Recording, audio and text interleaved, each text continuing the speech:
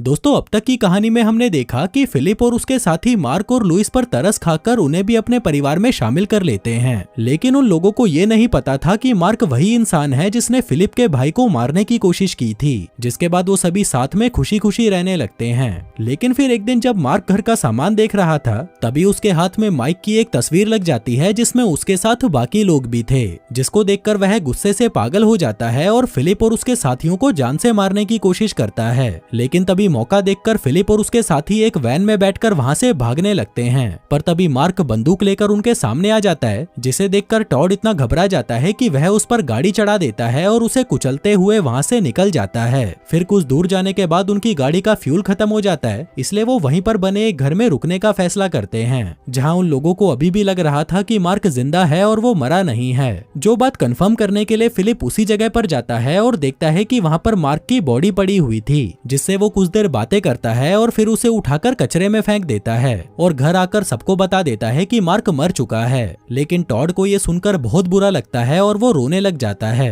क्योंकि उसने अपने जीवन में किसी की भी जान नहीं ली थी। जिसको चुप कराने के लिए फिलिप उसे झूठ बोल देता है कि मार्क जिंदा है और ऐसी हरकतें करने लगता है जिससे उसे विश्वास हो जाए कि मार्क सच में जिंदा है। लेकिन फिर बाद में उसे भी सच्चाई पता चल जाती है कि मार्क मर चुका है और फिलिप उससे झूठ बोल रहा था। जिसके बाद वो सभी फिर से उस घर में रहने चले जाते हैं।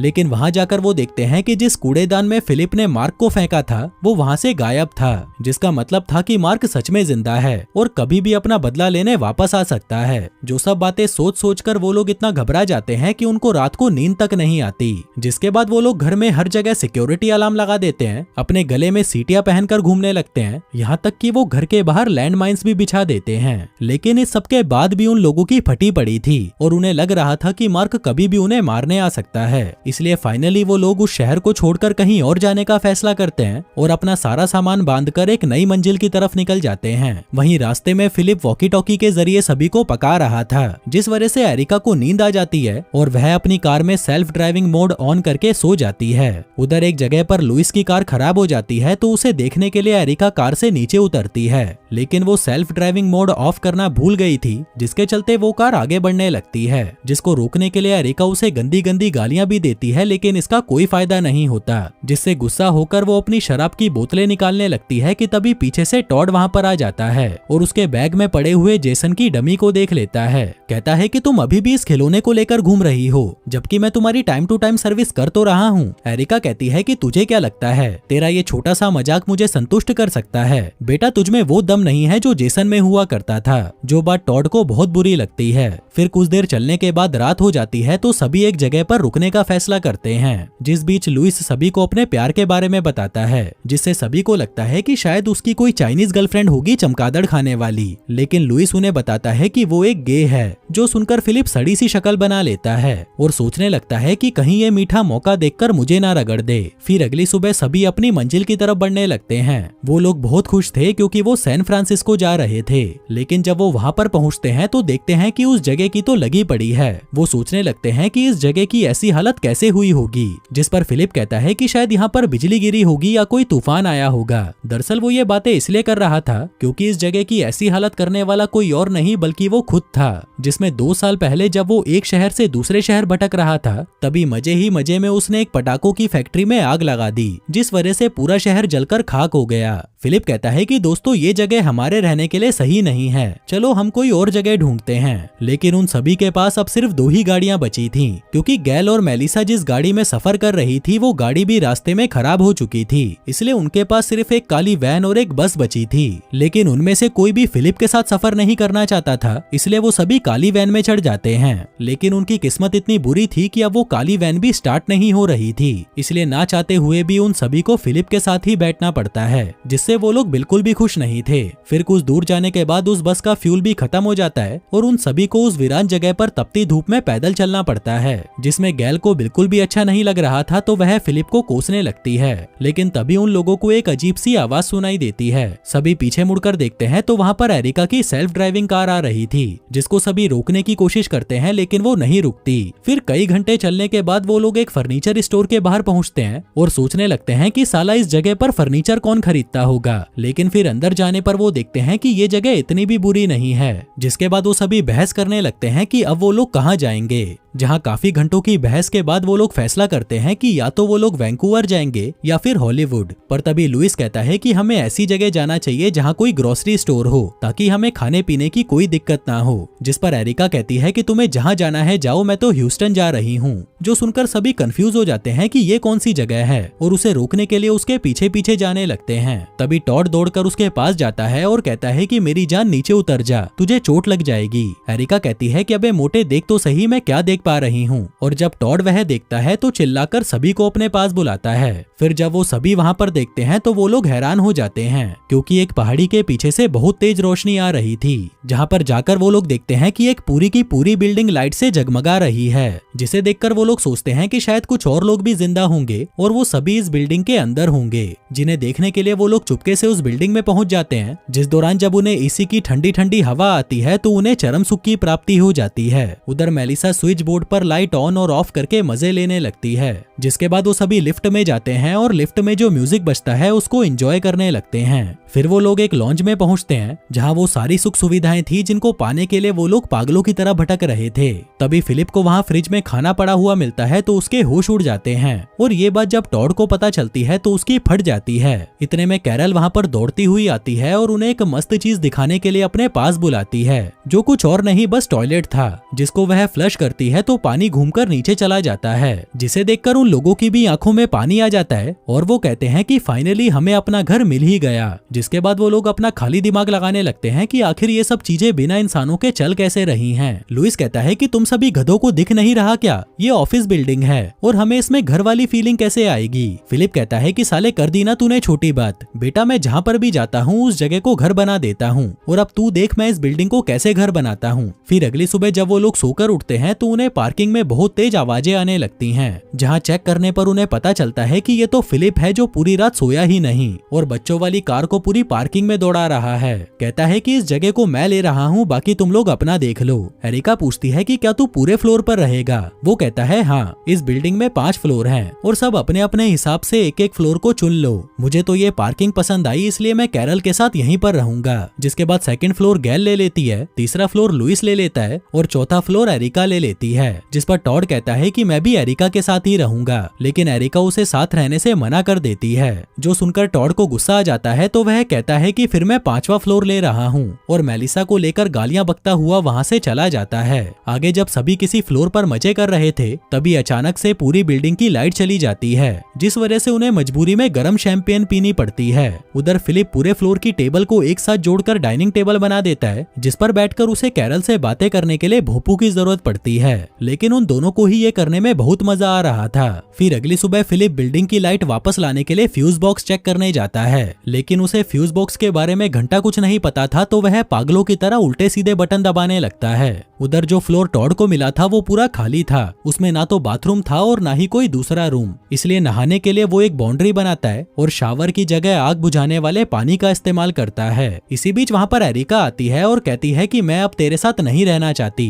और उससे ब्रेकअप करके वहाँ से चली जाती है। जो बातें जब तक टॉड समझ पाता तभी वहाँ लाइट आ जाती है। आगे जब टॉड एक जगह पर अकेला बैठा था तभी वहाँ पर फिलिप आता है, जिसे देखकर वह रोना शुरू कर देता है कि एरिका मुझे छोड़कर चली गई। लेकिन इससे पहले कि फिलिप उसे कुछ कहता तभी वहाँ कैरल के चिल्लाने की आवाज आती है, जो सुनकर सभी दौड़कर उसके पास जाते हैं और देखते हैं कि कैरल एक घूमर के नीचे कुचलकर मरने से बाल बाल बची थी। जो देखकर गैल कहती है कि शायद ये बिल्डिंग वैसी नहीं है जैसी हमने सोची थी। फिलिप कहता है कि तू पागल है क्या, ये बस एक एक्सीडेंट ही तो था। जिस पर लुइस कहता है कि अगर ऐसी दुर्घटना बार बार हुई तो हम यहाँ पर नहीं रह पाएंगे। आगे सभी के जाने के बाद जब फिलिप उस झूमर को ध्यान से देखता है तो पाता है कि वहाँ वायर काटने के निशान है और तभी उसे एक सोफे के नीचे वायर कटर भी दिख जाता है, जिससे उसका शक लुइस पर जाता है क्योंकि वो हमेशा से ही यहाँ पर नहीं रहना चाहता था। जिस शक को दूर करने के लिए वह चुपके से लुइस के पास जाता है और उसकी कॉफी में वायर कटर को डालते हुए उसे चौंका देता है। लुइस कहता है कि तू इस वायर कटर को मेरी कॉफी में क्यों डाल रहा है। फिलिप कहता है कि अच्छा तो तुझे पता है इसे वायर कटर कहते हैं, फिर तो तुझे ये भी पता होगा कि ये क्या काम आता है। जिसकी बातों का लुइस उसे कोई जवाब नहीं देता और वहाँ से चला जाता है। वहीं फिलिप मन ही मन सोचता है कि इस साले का तो गेम बजाना पड़ेगा। आगे जब लुइस टट्टी कर रहा था तभी फिलिप उसे फिर से चौंका देता है और पूछता है कि तू यहाँ पर क्या कर रहा है। वो कहता है भाई मैं टट्टी कर रहा हूँ, चैन से टट्टी तो करने दे। फिलिप कहता है कि ठीक है तू टट्टी कर ले, पर याद रखियो मेरी नजर तुझ पर ही है। इसके बाद जब टॉड और फिलिप नहा रहे थे तभी अचानक उनका पानी बंद हो जाता है, जिस वजह से फिलिप फिर से लुइस पर शक करने लगता है कि हो ना हो ये कांड उसी ने ही किया होगा, जिसके लिए वो उसे सबक सिखाने टॉयलेट में जाता है। लेकिन लुइस वहाँ पर नहीं था, इसलिए वो उसे ढूंढता हुआ लॉन्ज में जाता है जहाँ पर वो कॉफी पी रहा था। फिलिप पूछता है कि साले तू ये सब क्यों कर रहा है? मैं शुरू से देख रहा हूँ कि तुझे ये बिल्डिंग कुछ खास पसंद नहीं है, इसलिए अगर तू यहाँ से जाना चाहता है तो जा सकता है। इतने में ही कैरल वहाँ पर आती है और फिलिप को शांत रहने के लिए कहती है, लेकिन वह शांत नहीं होता। लुइस कहता है कि देख भाई, तू मुझ पर जो भी इल्जाम लगा रहा है वैसा मैंने कुछ नहीं किया। फिलिप कहता है कि फिर तूने नहीं किया तो किसने किया? जिस पर कैरल कहती है कि मैंने किया और अपना मुंह छुपाकर भाग जाती है। फिलिप उसके पीछे जाता है और पूछता है कि तुमने ऐसा क्यों किया था? जिस पर कैरल कहती है कि यार मुझे ये बिल्डिंग घर जैसी नहीं लग रही, मैं अपने घर में रहना चाहती हूँ, ना कि किसी ऑफिस बिल्डिंग में। फिलिप कहता है तो यार तूने ये बात मुझे पहले क्यों नहीं बताई? वो कहती है कि तू इस जगह को देखकर पागल हो गया था और मैं ये बात बोलकर तुझे मायूस नहीं करना चाहती थी। जिसके बाद वो दोनों जाकर ये सारी बात सभी को बता देते हैं कि यहाँ पर जो कुछ भी हो रहा था वो सब कैरल कर रही थी, जिसके चलते कैरल को भी उसी तरह सजा दी जाती है जैसे बाकी लोगों को दी गई थी। आगे फिलिप कैरल को एक जगह पर ले जाता है और उसे अपना बनाया हुआ घर दिखाता है, जैसा घर कैरल हमेशा से चाहती थी, जो उसे बहुत ज्यादा पसंद आता है। उधर टॉड मेलिसा को ढूंढते हुए उस बिल्डिंग के पीछे जाता है और देखता है कि मेलिसा अपने कपड़े उतारकर जला रही है। टॉड पूछता है कि तुम ये क्यों कर रही हो? जिस पर वो कहती है कि मुझे नहीं पता, लेकिन मुझे ऐसा फील हो रहा है कि मैं अब तेरे बच्चे की माँ बनने के लिए तैयार हूँ। जो सुनकर टॉड उसे कुछ नहीं कहता और चुपचाप खड़ा रहता है। उधर दूसरी तरफ फिलिप लुइस से माफी मांगने के लिए एक सड़ा सा गाना गाने लगता है, पर लुइस उसे बीच में ही रोक देता है और कहता है कि रहने दे भाई, मुझसे ये टॉर्चर और नहीं सहा जाएगा। वैसे भी मैं अपने बॉयफ्रेंड को याद कर रहा हूँ क्योंकि आज हमारी एनिवर्सरी है। फिलिप कहता है कि ठीक है, फिर मैं तेरे लिए एनिवर्सरी वाला गाना गाता हूँ। जो कहकर वो एक बहुत ही सड़ा सा गाना गाने लगता है। जो सुनकर लुइस का दिमाग खराब हो जाता है तो वह उठकर वहाँ से चला जाता है, जिससे फिलिप को लगता है कि शायद इसने मुझे माफ नहीं किया, इसलिए वो उसको बार बार परेशान करने लगता है। लेकिन जब इससे भी बात नहीं बनती तो फिलिप उसे टेजर गन से करंट देकर बेहोश कर देता है और पुलिस की गाड़ी में पटककर सिएटल की तरफ निकल पड़ता है, क्योंकि लुइस का बॉयफ्रेंड वहीं रहता था। फिर कुछ देर बाद जब लुइस को होश आता है तो वह फिलिप से कहता है कि हम सिएटल जाकर क्या करेंगे, मेरा बॉयफ्रेंड तो मर चुका होगा। फिलिप कहता है कि ऐसा भी तो हो सकता है कि वो जिंदा हो, मुझे भी ऐसा ही लगता था कि मेरा इस दुनिया में कोई नहीं है, लेकिन मेरा भाई जिंदा निकला। हाँ, वो अलग बात है कि वायरस की वजह से वो मारा गया। जिसके बाद जल्दी ही वो लोग सिएटल पहुंच जाते हैं। लुइस उसे एक जगह पर गाड़ी रोकने के लिए कहता है, जो वही जगह थी जहाँ वो अपने बॉयफ्रेंड के साथ रहता था। फिर अंदर आकर लुइस जब अपने बॉयफ्रेंड की फोटो देखता है तो उसकी आंखों से आंसू निकल आते हैं। इधर कैरल एक डॉक्यूमेंट पर एरिका से साइन करवाती है, जिस पर साइन करते ही एरिका कैरल की माँ बन जाएगी। लेकिन कैरल को गोद लेने से अच्छा तो वो मरना पसंद करेगी, इसलिए वो उस डॉक्यूमेंट पर साइन नहीं करती, जिससे गुस्सा होकर कैरल उसे गालियां बकती हुई वहां से चली जाती है। उधर टॉड जब अपने बेडरूम में आता है तो देखता है कि मेलिसा फुल मूड में है। दरअसल वो उसके साथ इंटीमेट होकर बच्चे पैदा करना चाहती थी, लेकिन टॉड उसे मना कर देता है और कहता है कि मेरा मानसिक संतुलन ठीक नहीं है, इसलिए मैं अभी तेरे साथ कुछ नहीं कर सकता। उधर दूसरी तरफ हम फिलिप और लुइस को देखते हैं, जो उस घर से निकलकर वापस जाने लगे थे, पर तभी लुइस उसे कहता है कि मैं अपने बॉयफ्रेंड के लिए एक लेटर छोड़कर आया हूँ, क्या पता वो साला सच में जिंदा हो। जो सुनकर फिलिप को माइक की याद आती है तो वह कार को अपने घर की तरफ घुमा लेता है और कुछ घंटे चलने के बाद वह अपने घर पहुंच जाता है, लेकिन उसे वहां पर कोई नहीं मिलता, इसलिए वह भी उसके लिए एक चिट्ठी लिखता है। और फिर जैसे ही बाहर आता है तो देखता है कि उसके दोस्त अभी भी वहीं पर हैं, जिनको वो अपने भाई के हवाले कर आया था। जिनमें से एक को उठाकर वो वापस गाड़ी में आकर बैठ जाता है और वो दोनों वापस उस बिल्डिंग की तरफ निकल जाते हैं। वहीं लुइस को लगता है कि शायद फिलिप के भाई की तरह उसका बॉयफ्रेंड भी जिंदा होगा, जिसको ढूंढने के लिए उसको टोक्यो जाना होगा और टोक्यो जाने के लिए उसे प्लेन उड़ाना सीखना होगा, जिसके लिए वो एक फ्लाइट सिम्युलेटर का इस्तेमाल करता है। दूसरी तरफ मेलिसा, जो कि प्रेग्नेंट होने के लिए तड़पी जा रही थी, वह फिलिप को दबोच लेती है और कहती है कि चल मेरे साथ इंटीमेट हो। फिलिप कहता है सॉरी, पर मैं ये नहीं कर सकता क्योंकि मेरी शादी हो चुकी है। जो सुनकर मेलिसा उसे अपने रूम से धक्के देकर बाहर निकाल देती है कि साला नामर्द कहीं का। जिसके बाद फिलिप वहाँ से सीधा टॉड के पास आता है और कहता है कि भाई तेरी मेलिसा तो किसी के साथ भी सोने को तैयार बैठी है, इसलिए भाई तू ही कुछ कर, क्योंकि अगर मेरी नियत खराब हो गई तो तेरा बच्चा मेरी तरह दिखेगा। जिसके बाद वो बात करने के लिए लुइस के पास जाता है, जहाँ पर उसे पता चलता है कि इंटीमेट होने का ऑफर मेलिसा ने इसे भी दिया था, लेकिन इसने मना कर दिया। उधर एरिका ने अपनी लाई हुई सारी शराब की बोतलें खाली कर दी थी, इसलिए वो और शराब लेने के लिए स्टोर जाती है, जिनको वह लिफ्ट के जरिए अपने फ्लोर तक ले जा रही थी कि तभी वहाँ की लाइट चली जाती है और एरिका वहीं पर फंस जाती है। वो लिफ्ट का इमरजेंसी बटन दबाती है और जोर जोर से चिल्लाने लगती है, लेकिन इसका कोई फायदा नहीं होता।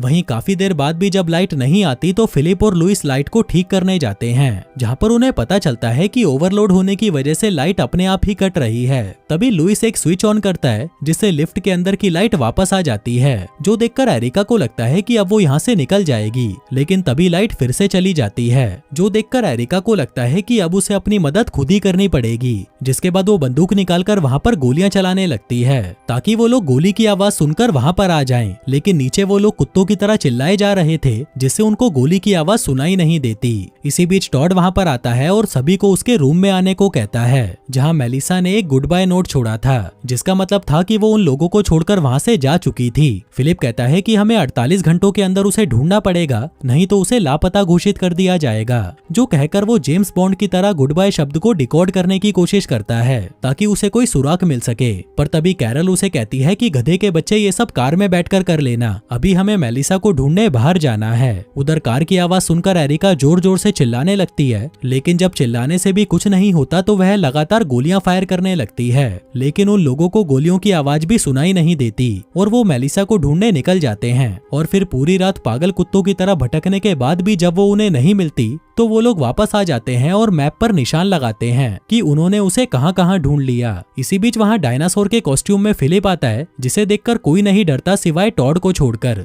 तभी कैरल वहां पर आती है और कहती है कि एरिका भी कल से लापता है। गैल कहती है कि अरे यार, वो नशेड़ी दारू पीकर किसी नाले में पड़ी होगी, तू उसकी चिंता मत कर, वो वापस आ जाएगी। जिसके बाद वो सभी फिर से मेलिसा को ढूंढने निकल जाते हैं, लेकिन जब पूरा दिन ढूंढने के बाद भी वो उन्हें नहीं मिलती तो वो लोग एक जगह पर चुपचाप आग जलाकर बैठ जाते हैं। और फिर कई दिनों तक मेलिसा को ढूंढने के बाद भी जब वो उन्हें नहीं मिलती तो वो लोग धीरे धीरे हार मानने लगते हैं। उधर एरिका अभी भी लिफ्ट में फंसी हुई थी, तभी उसे एक आइडिया आता है और वो जेसन का सर निकालकर उसे हथौड़े की तरह यूज करती है, ताकि किसी तरह से लिफ्ट खुल जाए। और वो खुल भी जाती है, लेकिन उसके सामने सिर्फ दीवार थी, जिसका मतलब था कि वो लिफ्ट किसी फ्लोर के बीच में फंसी हुई थी। लेकिन वहाँ पर इतनी तो जगह थी कि वो चिल्लाकर किसी को बुला सके, लेकिन उसकी किस्मत इतनी खराब थी कि ज्यादा दारू पीने की वजह से उसकी आवाज बैठ चुकी थी, इसलिए वो फिर से गोलियां चलाने लगती है और इस बार उन लोगों को गोलियों की आवाज सुनाई भी दे जाती है। लेकिन इससे पहले कि वो लोग बिल्डिंग के अंदर घुसते, एरिका की गोलियां खत्म हो जाती है और इतने में ही पीछे से मेलिसा भी वहां पर आ जाती है, जिसको वो लोग पिछले कई दिनों से ढूंढ रहे थे।